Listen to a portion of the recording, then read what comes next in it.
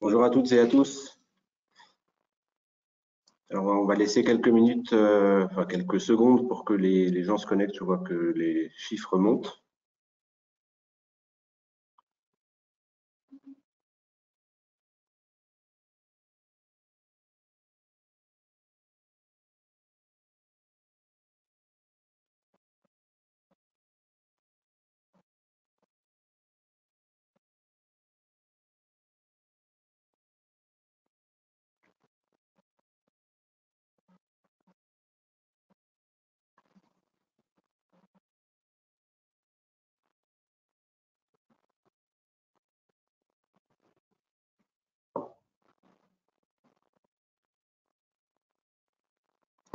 Bon, je vous propose de commencer. Ça laissera le temps aux personnes d'arriver pendant mon introduction. Donc, bonjour à toutes et à tous. Bienvenue dans ce premier webinaire dans le cadre des rendez-vous d'OP2. Je suis Christian Léman, le directeur d'OP2, et je vais être l'animateur de cette session. Nous sommes très heureux d'accueillir Jean Dauphin, que vous pouvez voir à côté de moi, qui va nous parler des défis des projets spatiaux. Avant de commencer, un petit point sur les aspects techniques. Donc, le webinaire va durer 1 heure. Il y aura à peu près une demi-heure de présentation de Jean et le reste se fera autour d'échanges. Donc, dans l'espace de chat que vous pouvez avoir, vous pouvez poser vos questions par écrit et Jean y répondra dans la deuxième partie du webinaire.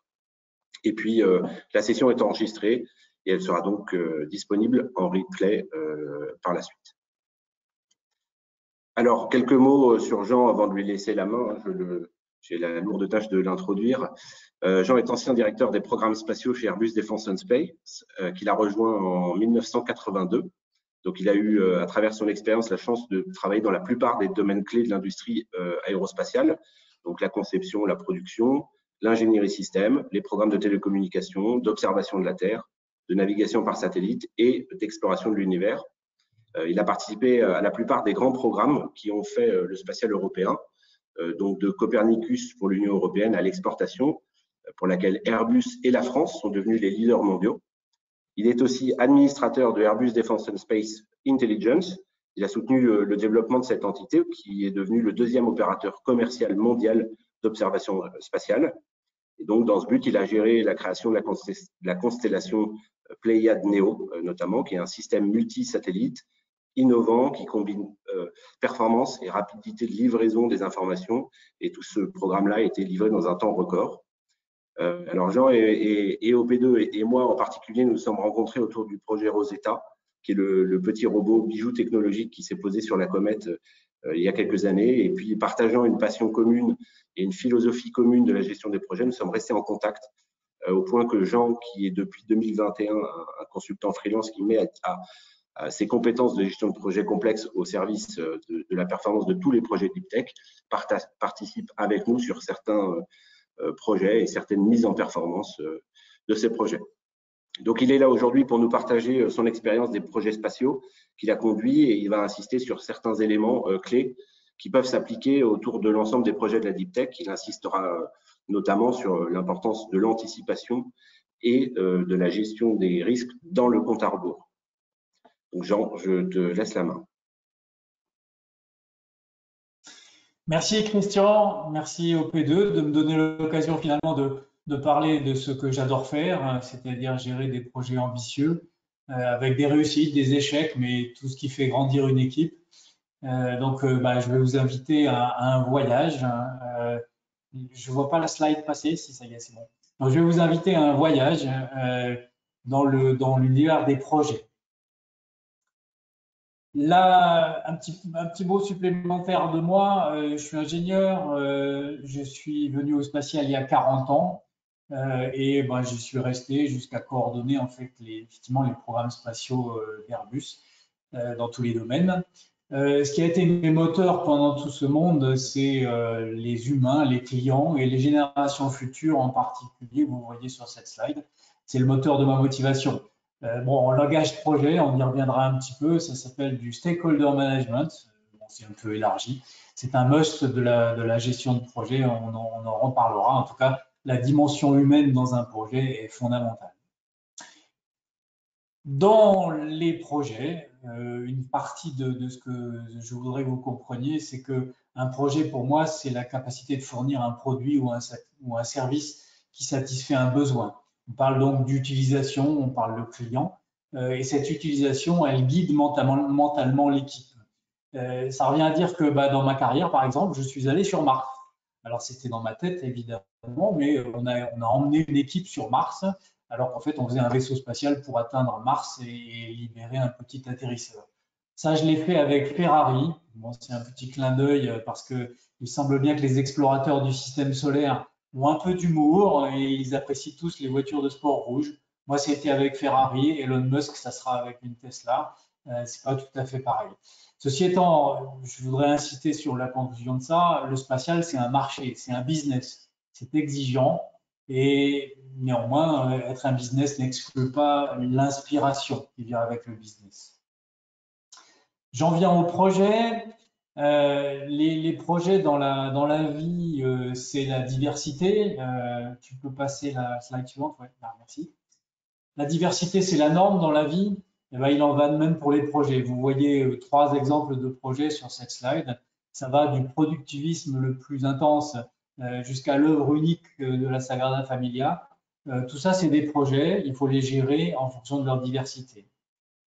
Et dans le spatial, il en va exactement de même. Il y a des projets dans tous les domaines.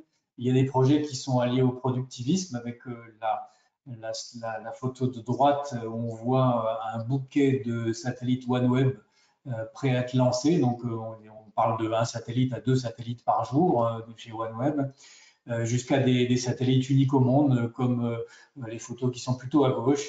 Donc, tout ça, c'est des projets.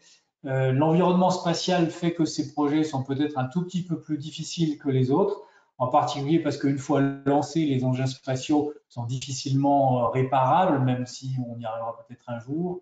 En tout cas, ça leur entraîne la nécessité claire de bien les gérer et d'anticiper ce qui va se passer. Ce qui va se passer sans complaisance pour le lancement et aussi pendant toute la vie opérationnelle des satellites, des vaisseaux spatiaux.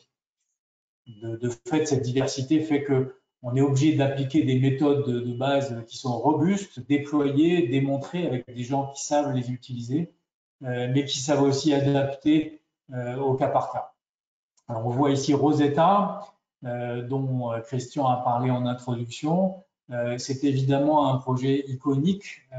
On a fait mentalement, encore une fois, des milliards de kilomètres pour visiter une comète qui vient de très très loin dans le système solaire, des atours de Jupiter, et qui va foncer tout proche du Soleil et passer très très vite derrière le Soleil pour repartir de l'autre côté. Ça veut dire que pour rejoindre cette comète, il faut partir exactement à l'heure, parce que si on est en retard, eh bien on la rattrapera jamais, elle va trop vite vers le Soleil.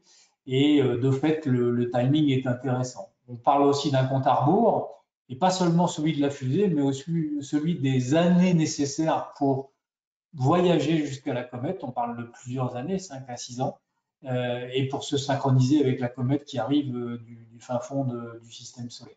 On parle de fiabilité, on parle de robustesse. Les communications ne sont pas possibles à ces distances-là en temps réel, donc il faut effectivement que le vaisseau spatial soit autonome et robuste et qu'il sache lui-même gérer beaucoup d'inconnus. Voilà, Rosetta, il y a très peu de vaisseaux humains qui ont atteint ces distances. Et à l'époque de Rosetta, c'était vraiment la première fois qu'on rejoignait une comète et qu'on y faisait atterrir un petit atterrisseur. Alors que la comète elle-même, on ne le savait pas bien. Elle avait une forme très spéciale, cette forme de patatoïde en 2 là.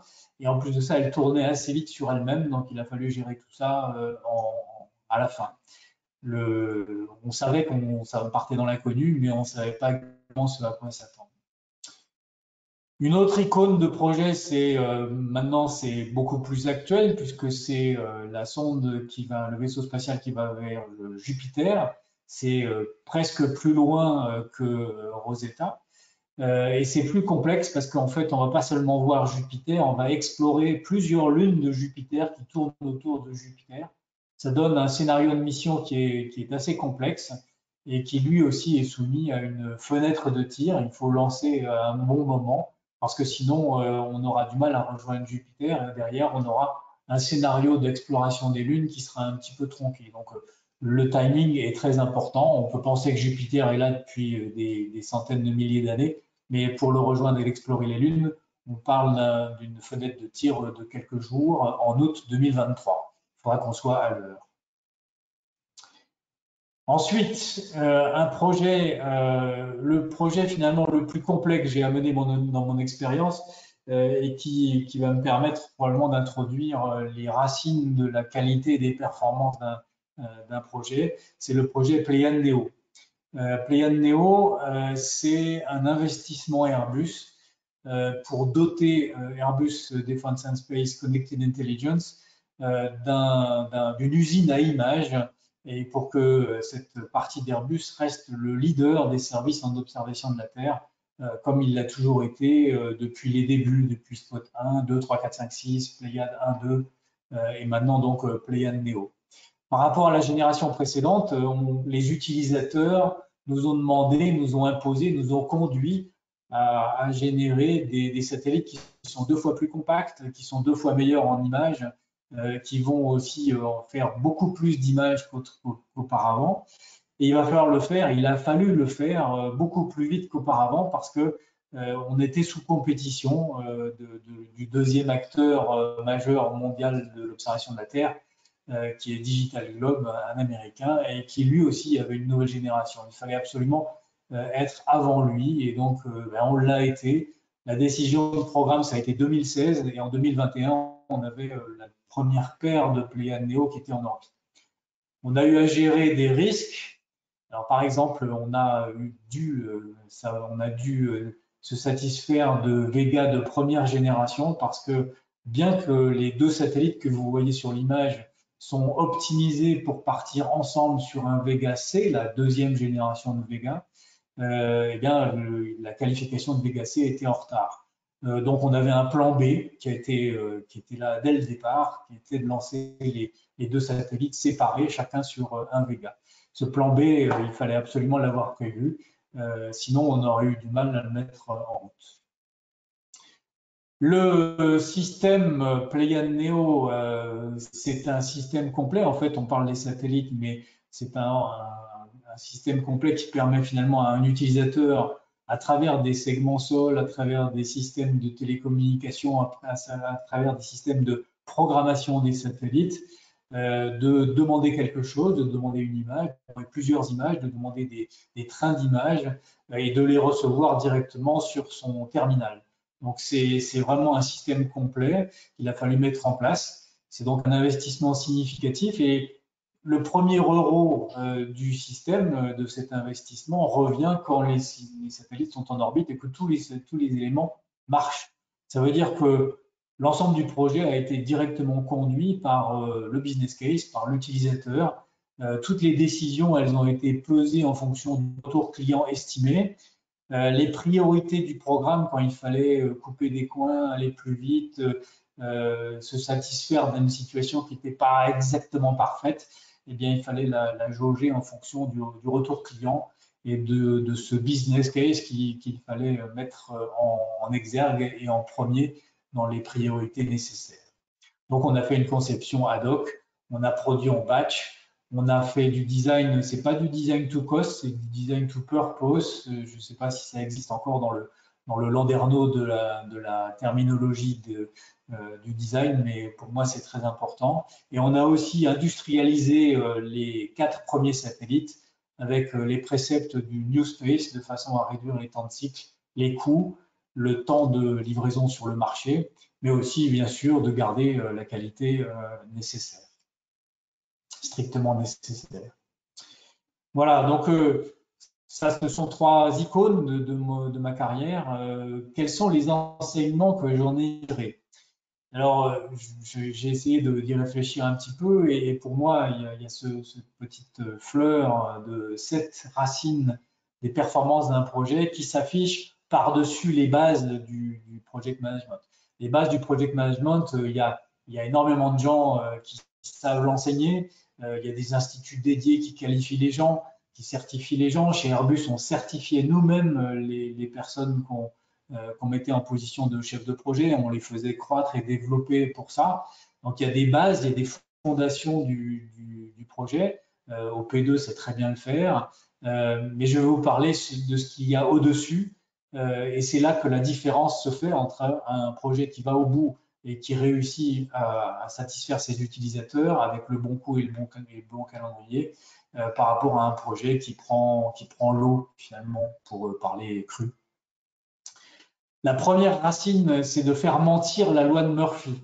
Je pense que vous devez à peu près tous connaître la loi de Murphy. C'est quelque chose qui grossièrement dit, quels que soient les risques auxquels vous pouvez penser, vous pouvez être sûr qu'ils vont arriver.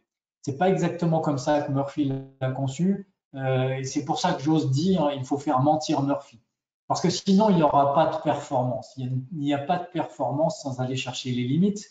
Et il n'y a pas de recherche des limites sans prendre des risques. Et prendre des risques, ça veut dire les prendre en les connaissant, les prendre en les manageant.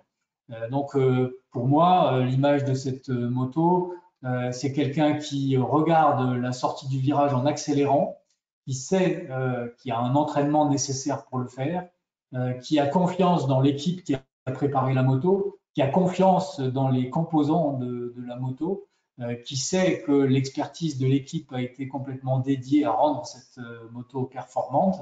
Ça peut peut-être vous faire peur pour ceux qui n'ont pas l'habitude du deux roues, mais je peux vous dire, c'est moi qui suis sur cette moto. Je me suis senti très très bien après l'entraînement sur circuit qui se passait là. Et la confiance que j'avais dans mon entraînement et dans mon équipe et dans mon matériel faisait que j'arrivais à faire mentir Murphy.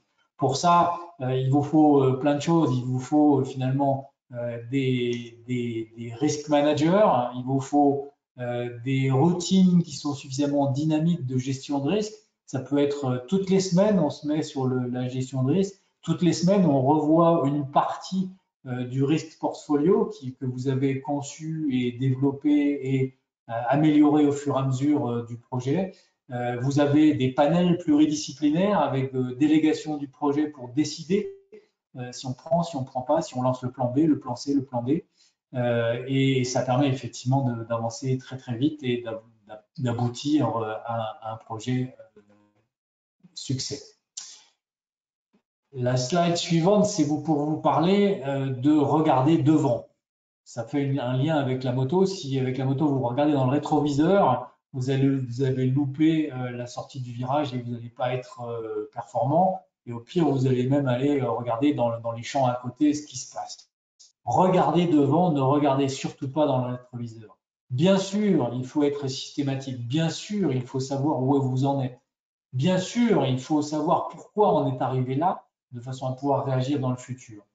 Bien sûr, il faut avoir défini un plan. Bien sûr, il faut suivre ce plan. Mais surtout, il faut définir la cible. Il faut savoir et il faut avoir partagé avec votre équipe la cible, ce qui est important dans le futur. Il faut avoir vu ce qui est resté à faire par rapport à ce que vous avez atteint. C'est ça le plus important finalement, pas ce que vous avez atteint, mais ce qu'il vous reste à faire pour atteindre la cible. Il faut plutôt penser en être prêt à passer à la phase suivante plutôt que d'avoir une revue qui a été parfaitement revue et validée et dans l'exercice. Il faut être prêt à se démarrer la phase d'après et savoir quelle distance il vous reste par rapport à la cible. Très important, donc, ne regardez pas dans le rétroviseur. Ensuite, le calendrier.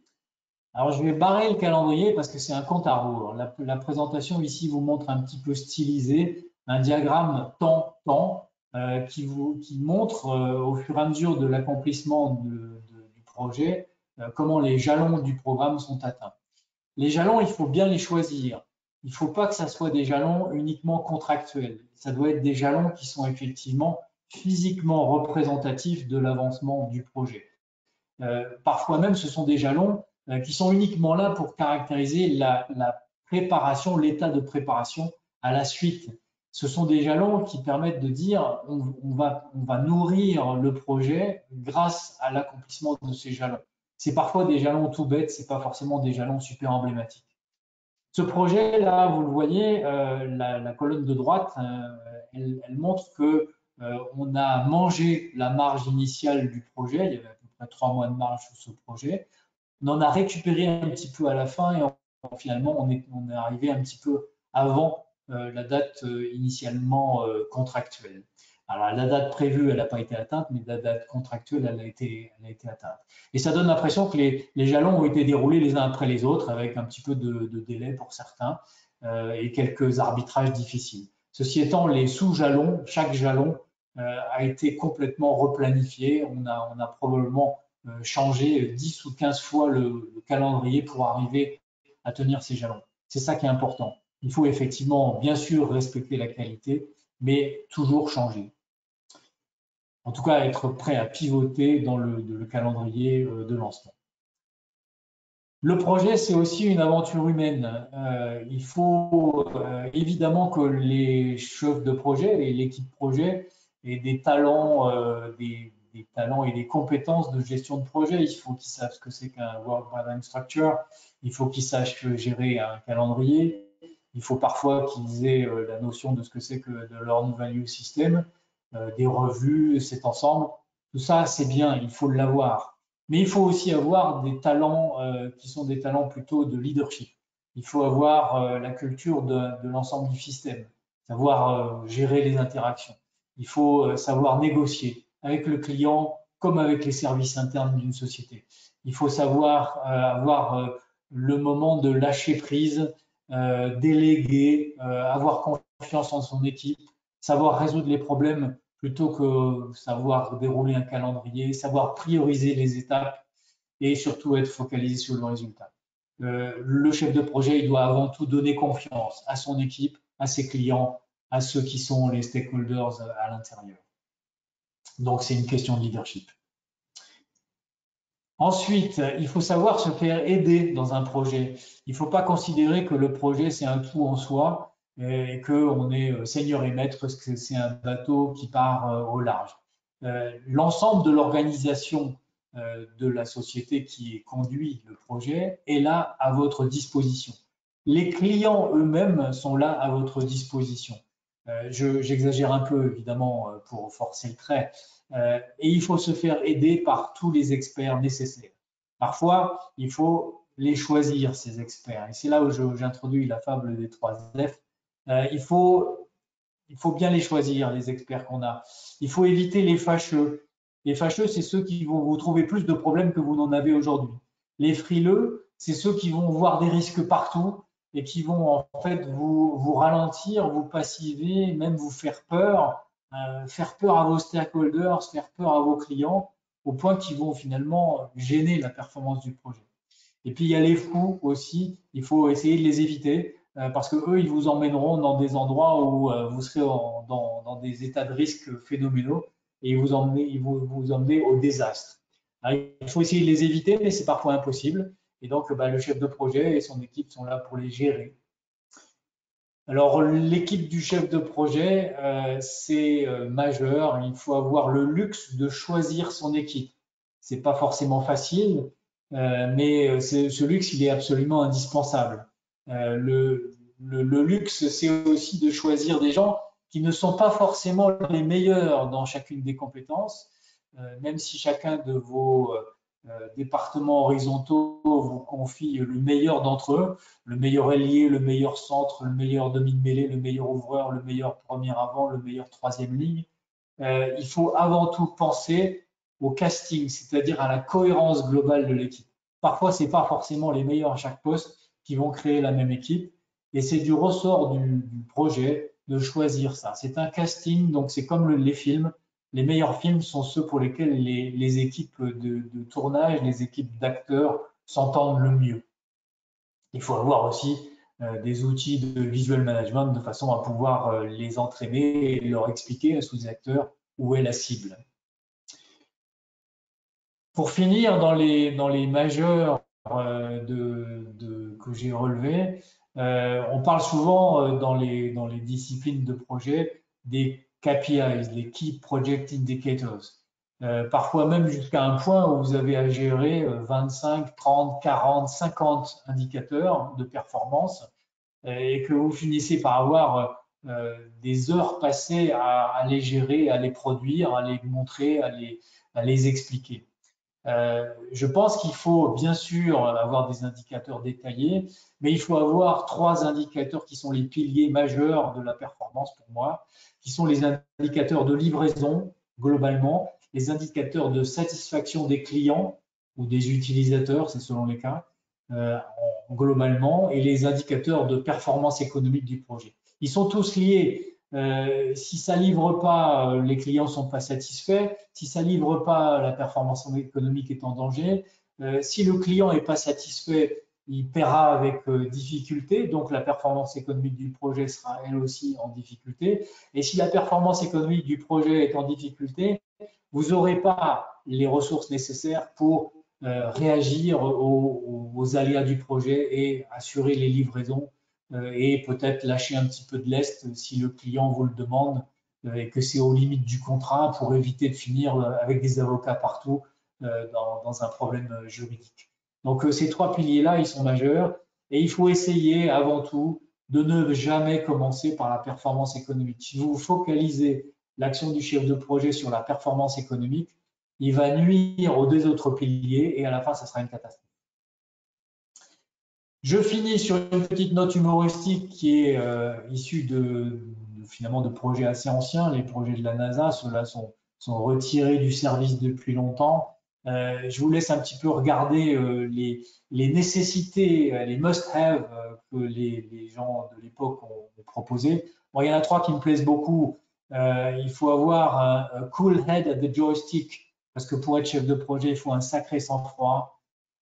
Et il faut effectivement garder le cap malgré toutes les ennuis. J'aime bien aussi protection from excess external heat, parce que les projets ils doivent avoir une peau épaisse, résistante à la coercition, résistante au stress. Et donc il faut savoir effectivement gérer, prendre de la distance par rapport aux ennuis.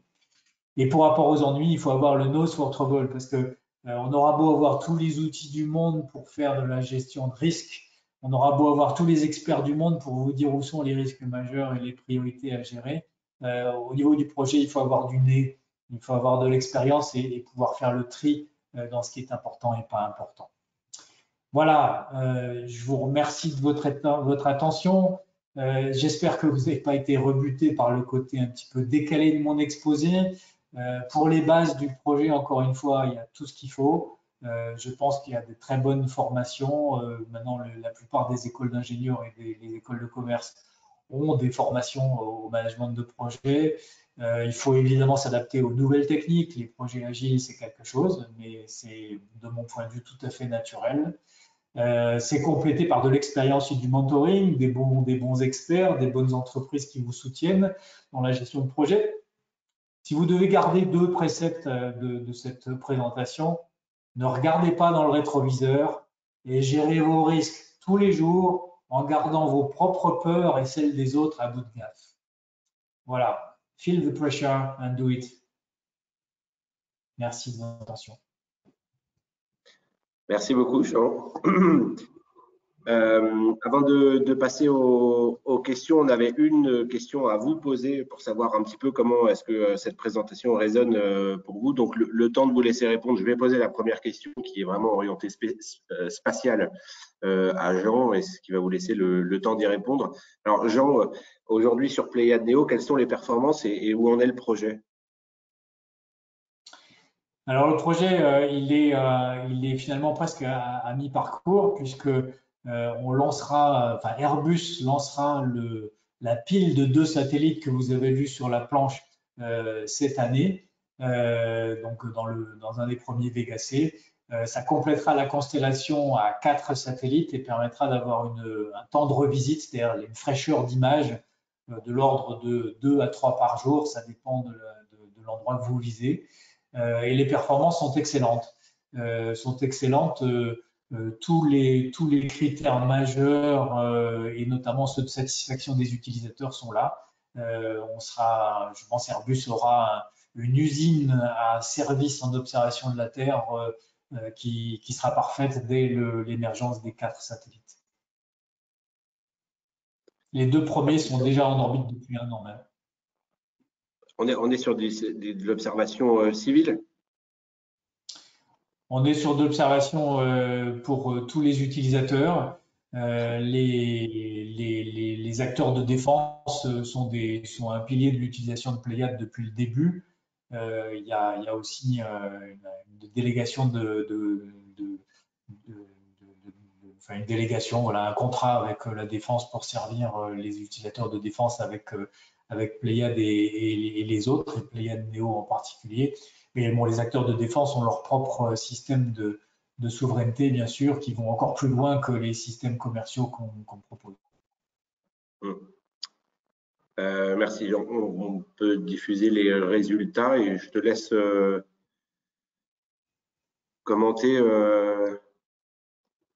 Jean, donc parmi les clés de la gestion de projet, lesquelles paraissent les plus intéressantes dans votre domaine, on voit que ressortent à quasi-égalité plusieurs domaines, hein, le casting, la planification, qui est nécessaire mais pas suffisante, la vision prospective par rapport à la vision rétroviseur sur laquelle j'ai insisté, et puis la loi de Murphy. Bah, c'est très équilibré, je dirais. C'est assez, comment dire, le commentaire est plus difficile parce que c'est équilibré. Bon, c'est sûr que planifier une nécessité n'est pas suffisante. C'est tout de même quelque chose qui est très en vogue et en particulier dans les projets agiles, les concepts de Scrum et de Sprint qui font qu'à chaque Scrum, on se repose la question de quelles sont les priorités qu'on va donner au sprint suivant, qui sont un facteur d'accélération majeur des projets. Bon, le fait que ça n'est que 51%, mais néanmoins que ça sort en premier, moi, ça me plaît bien. Je pense que cette agilité de pensée qui est très moderne et qui plaît bien finalement à tous les acteurs, qu'ils soient jeunes ou vieux, c'est vraiment quelque chose qui est majeur. Après, bon, comme on avait mis dans autres la fable des 3 F, bon, comment dire, elle sort pas trop, enfin, les autres ne sortent pas trop. La fable des 3 S, pour moi, ça a été comment dire, une cicatrice majeure parce que c'est effectivement quelque chose qu'il faut avoir en tête. Il faut savoir gérer les stakeholders. La mise en place d'un steering committee permet d'être sûr qu'on a des stakeholders internes et externes qui sont parfaitement au courant de ce qui se passe. Et c'est une très très bonne façon d'embarquer les gens dans le projet, de faire qu'ils vous aident plutôt qu'ils ne deviennent des gens qui posent des questions ennuyeuses. Donc vous évitez la sable des 3 F. Donc si je pouvais commenter, le fait que les 3 F arrivent en dernier, ça me gêne un peu, mais bon, vous ferez votre expérience vous-même. C'est peut-être aussi que c'est moins connu et que ça ressort du coup moins dans le quotidien. C'est la découverte. Fâcheux, frileux, fou, rappelez-vous-en. Alors, il y a une autre question sur comment gérer les risques de la faible maturité. Attendez, hop, je ne vois pas la fin de la question. Voilà. Comment gérer les risques de la faible maturité des besoins exprimés au début d'un développement agile et en particulier un développement de composants hardware?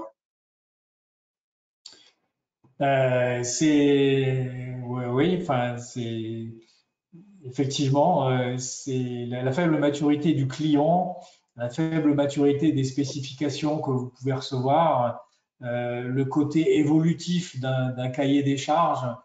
Je pense que ça dépend évidemment du contrat que vous avez, ça dépend évidemment du caractère du client, mais néanmoins, si vous arrivez à mettre en place avec le client, en bonne coopération, avec une notion de partenariat finalement, une progressivité des spécifications qui évite que la maturité soit pas bonne au début et finalement soit la base du contrat et génère finalement plus d'ennuis avec le contrat et des oppositions et des changes du contrat qui seront forcément des négociations qui mettront en péril le calendrier et qui insatisferont le client.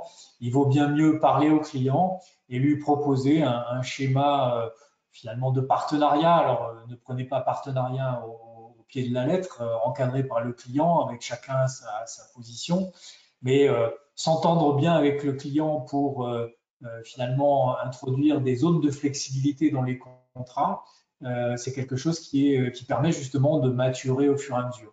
Et puis après, dans les classiques des projets agiles, lui proposer un minimum viable product assez tôt dans le programme pour qu'on puisse rebondir ensemble sur le premier de la liste derrière, c'est quelque chose qui est aussi tout à fait bien pour gérer ce risque de maturité au début, même dans du hardware, hein, hardware et software. Alors sur le software, c'est un peu plus facile, mais un minimum viable product hardware, c'est tout à fait envisageable aussi.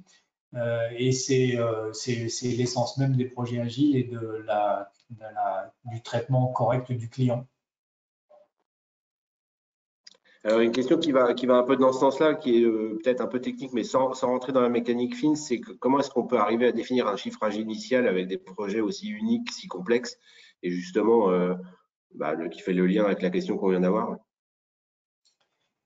Alors, d'abord, bon, c'est vrai que j'espère que c'est pas une question qui vient de mon ancienne entreprise Airbus Defence and Space, parce que chez Airbus Defence and Space, on avait effectivement une cellule, un groupe qui s'occupait uniquement du costing qui permettait, sur la base des projets d'avant, sur la base des retours, des feedbacks, des analyses de la façon dont les projets en cours se passent, évoluent et se terminent, de renseigner une base de données extrêmement, comment dire, extrêmement secrète, puisque c'est la base même de la performance économique des programmes. Donc, cette cellule de costing était devenue très percutante, très performante au fur et à mesure. Elle était vraiment dédiée et très proche des programmes qui font les programmes, de façon à être vraiment à la source même des informations et de façon à renseigner le plus vite possible et à faire le feedback le plus vite possible vers les équipes de proposition et donc d'être mieux à même d'avoir un costing qui est parfait. Et puis après, dans le costing, il y avait évidemment l'analyse de risque qui permettait de dimensionner une unité de provision, donc une poire pour la soif au cas où les ennuis arriveraient. Il faut la dimensionner au plus juste de façon à ne pas avoir des prix trop importants si on veut être compétitif. Le costing performant et l'analyse de risque performante liée au dimensionnement des provisions nécessaires, ça permet d'être compétitif en prix.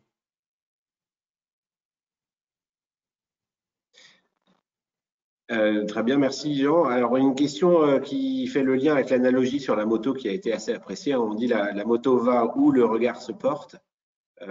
Du coup, comment peut-on être sûr qu'on regarde au bon endroit quand on regarde devant, parce que c'est assez nécessaire pour pouvoir se recadrer en fait.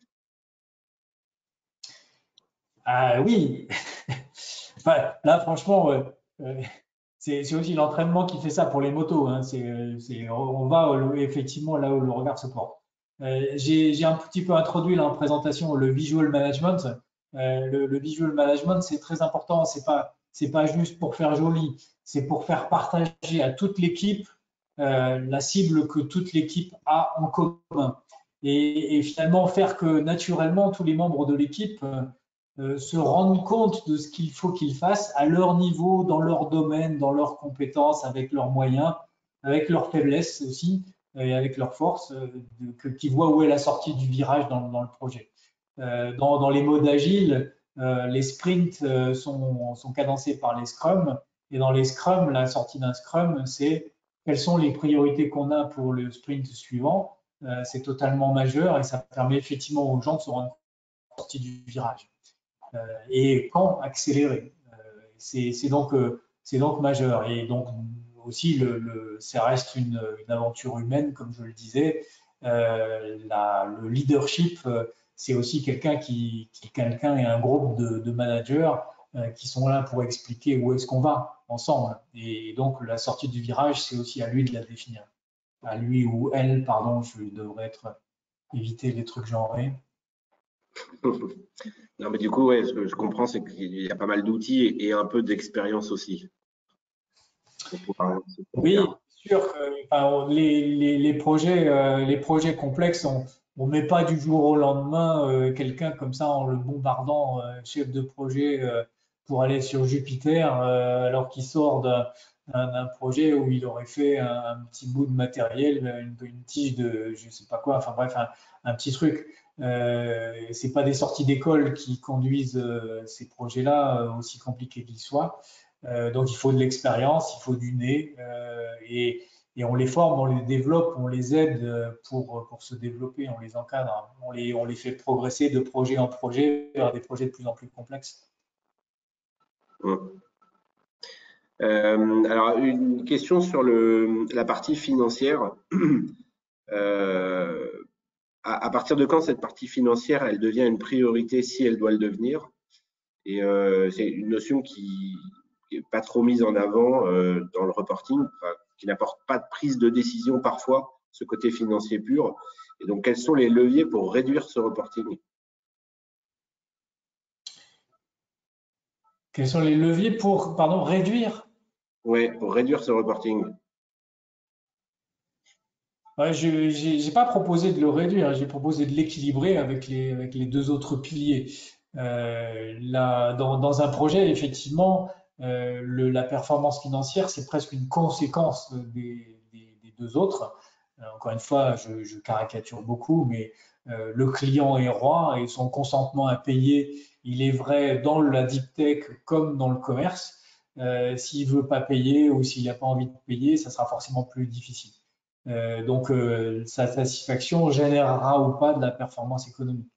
Euh, Pareil pour les livraisons, si elles sont là à l'heure, en général, effectivement, la performance économique sera là. Et quand je dis elles sont là à l'heure, il faut qu'elles soient à la bonne qualité. Donc ça, tout ça, c'est bien, euh, mais ça n'empêche pas d'avoir des indicateurs de l'économie. La façon dont le cash rentre dans une start-up comme dans une grande entreprise, c'est absolument majeur. Il faut savoir où on en est, il faut savoir où sont les factures, il faut savoir quels sont les sous-traitants qui vont devoir être payés et quand. D'ailleurs, il faut les payer à l'heure, ces gens-là, parce que sinon, la prochaine fois, ils ne vous livreront pas correctement. Donc, tous les indicateurs financiers, je n'ai pas dit qu'il fallait réduire le reporting financier. Il faut juste l'équilibrer et peut-être ne le mettre qu'en troisième position dans la façon dont on reporte. Ok, merci. Alors, sur la question, en fait, il y a une notion que j'ai pas bien lue qui est un reporting qui n'apporterait pas de prise de décision, qui n'est pas forcément financier. Comment est-ce qu'on peut travailler à sa réduction? C'est-à-dire qui sera juste un reporting d'information et non pas d'aide à la décision. Ah oui, oui, oui, oui, oui, oui, ça, effectivement, là, je ne suis pas sûr d'avoir la science infuse pour ce genre de choses. Euh, on va dire, j'espère que ça se répétera pas, mais quand j'avais des reportings à reporter qui ne me paraissaient pas apporter quoi que ce soit, ni pour le client, ni pour le business, ni pour le projet, évidemment, je reportais conformément à la loi. Mais j'en parlais jamais, je les mettais jamais en exergue et j'attendais les questions. En général, quand on conduit un projet et qu'on reporte le projet en fonction des grands indicateurs qui sont les plus importants, c'est tout de même assez rare que les gens qui sont les tenants des indicateurs qui servent à rien, ça arrive, hein, les fâcheux et les frileux sont souvent assez productifs dans ce domaine-là. C'est tout de même assez rare que les fâcheux et les frileux exigent quelque chose quand ils se rendent compte que bah, ça ne sert pas à grand-chose. Donc voilà, il faut les éroder, il faut les effriter et puis proposer lors des feedbacks et des grandes revues du project management et des process qui vont avec, il faut effectivement proposer de les enlever en démontrant qu'ils ne servent pas à grand-chose. Et en général, ça marche, hein, les gens écoutent. Ok, alors j'enchaîne sur une question qui revient sur les 3 F, puisque tu viens d'en parler. On parle des bons experts en termes finalement d'expertise et de stabilité, mais concernant justement les fous, les frileux et les fâcheux, ceux-ci peuvent-ils pas finalement permettre un certain nombre de remises en question dans l'équipe entière à certains moments du projet, à partir du moment où il y en a juste un ou deux dans l'équipe? Et donc, est-ce que c'est un vrai risque ou en fait, est-ce que ce serait pas la fable du vilain petit canard parfois? Ouais, c'est vrai. Voilà, la fable des 3 F, je vous l'ai racontée avec, comment dire, un petit peu de plaisir et un petit peu de sourire au coin des lèvres. Les frileux, c'est ceux qui sont tellement adverses au risque que plus rien ne bouge. Mais les gens qui sont frileux, il faut aussi les écouter. Ils peuvent avoir des idées sur des risques qui risquent de vous arriver. Par contre, il faut les garder à bout de gaffe parce que c'est finalement une décision, un jugement à faire. Et donc, et dans le panel des gens qui seront là autour des rendez-vous et des routines de gestion de risque, il faut effectivement tous les écouter et prendre en compte toutes leurs idées. Ils peuvent faire avancer. Donc, les fous, ils peuvent aussi faire avancer parce qu'on n'est jamais fou que dans un référentiel. Effectivement, par contre, il faut juste doser de façon à ce que juger, de façon à ce que les fous vous emmènent pas trop loin. Et bon, j'ai moi-même été qualifié plusieurs fois de fou par des Chief Technical Officers d'Airbus. Et après une bonne discussion et une explication franche et massive, on s'est mis d'accord. Donc, il faut savoir être fou de temps en temps, oui, c'est vrai. L'épitaphe finale là, qui dit Feel the pressure and do it anyway, c'est ma maxime. Feel the pressure, ça veut dire aller toucher du doigt le danger, aller voir de près ce qu'il en est pour savoir où est-ce qu'il faut s'arrêter. Et effectivement, c'est ça qui permet d'être compétitif. C'est comme la moto. Hein. Quand j'ai présenté plusieurs fois cette image de la moto comme étant l'exégèse de la performance d'un projet, il y a plein de gens qui sont complètement, qui m'écoutent même plus, parce qu'ils ont tellement peur de rouler à moto et tellement peur de se casser la figure, parce qu'ils en ont jamais fait ou parce qu'ils en ont peur, qu'ils m'écoutent même plus. Donc voilà, je suis passé pour un fou de multiples. Donc oui, il faut les écouter tous. Il faut effectivement faire les choses. Après, attention à faire progresser un projet au milieu du projet. C'est voilà, c'est un risque d'essayer d'aller faire du mieux au milieu d'un projet, alors qu'on cherche juste à être efficace et performant. Ouais, alors il y a quelqu'un qui commente en plus, je pense que on pourrait faire un débat sur ces trois F, hein, qui dit parfois on peut avoir besoin d'une personne de chacun des trois F et que grâce à une bonne com, ils s'équilibrent entre eux. J'ai eu Non, mais bon, ouais, encore une fois, c'est une image volontairement choquante, peut-être, mais je suis d'accord avec ces gens-là. L'équilibre, le jugement, l'expérience, le nez dont je parlais au sujet de la navette, à la fin, finalement c'est le directeur de programme qui va dire où est-ce qu'on va et c'est lui qui va juger. Il va équilibrer toutes ces recommandations, ces inputs, que ce soit de gens équilibrés, des sachants ou des gens qui ont l'habitude de prendre des risques et qui ne savent pas très bien où est-ce qu'ils vont. Il va devoir équilibrer, c'est à eux de juger. Une dernière question ou avant-dernière en fonction du temps qui restera. On revient sur les risques qui ressortent pas mal dans les questions.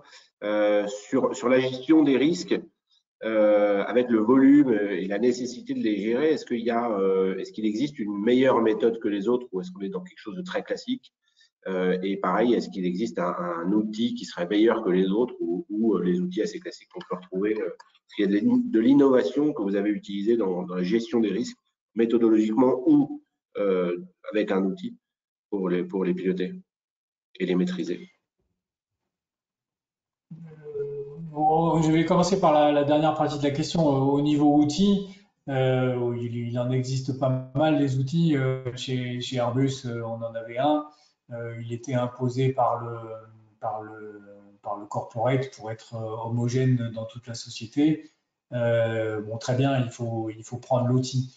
Ce qu'il y a qui est majeur pour que les outils marchent, c'est pas tellement qu'ils soient super détaillés au niveau de la description des risques, c'est pas tellement qu'ils soient super interfacés de façon à ce que les risques soient liés les uns aux autres.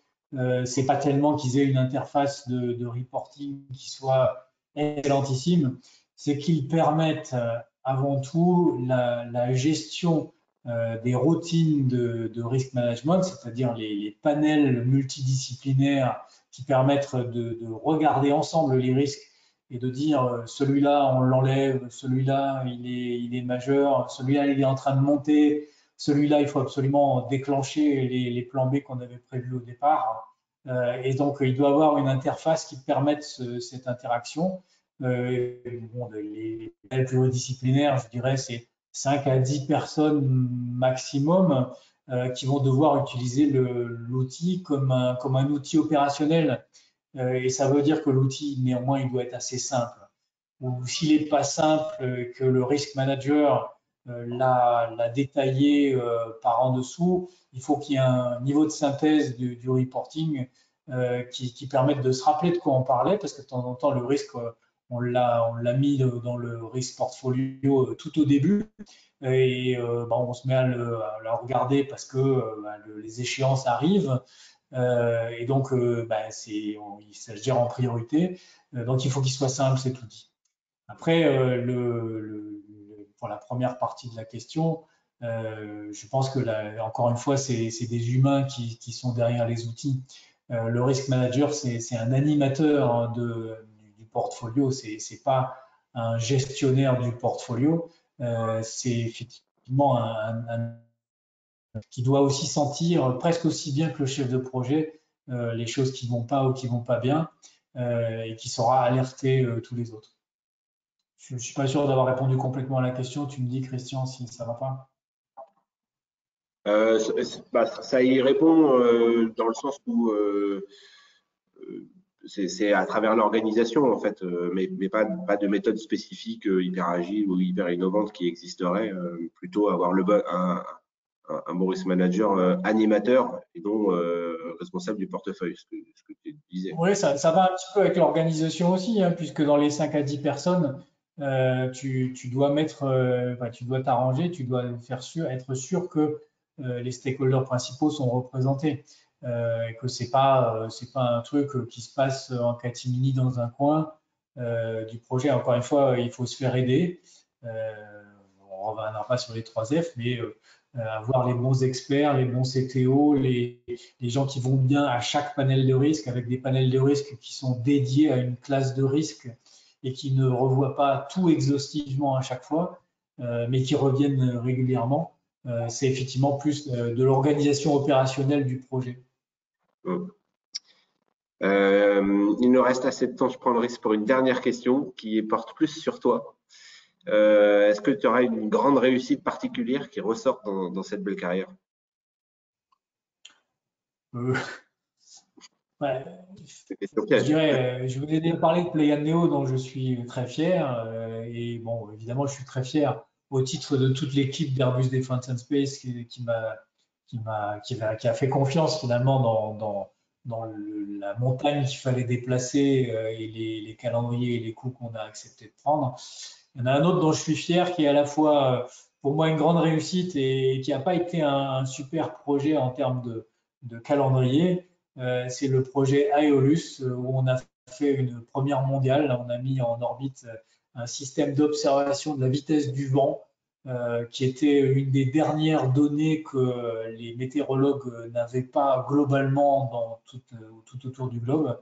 Il y avait plein de gens qui disaient on n'y arrivera jamais, les Américains n'y sont pas arrivés. Il y avait eu plusieurs projets qui avaient eu des échecs notoires. On a pris le challenge, on a poussé, c'est quelque chose qu'on a conçu avec les utilisateurs et qui aujourd'hui a rempli de satisfaction tous les utilisateurs au point que l'Agence spatiale européenne, que je remercie au passage, est en train de réfléchir à la prochaine génération qui va faire un système opérationnel de mesure de vent. Et ça, pour moi, c'est finalement toute la réussite. Le client est tellement satisfait qu'il rétribue tous les ennuis et toute la peine et toute l'adrénaline et le stress qu'on a eu avec une validation qui dit j'en reveux, remettez-moi s'il vous plaît. Et ça, c'est vraiment un grand plaisir. Bon, merci beaucoup Jean pour ce partage et puis ce retour d'expérience.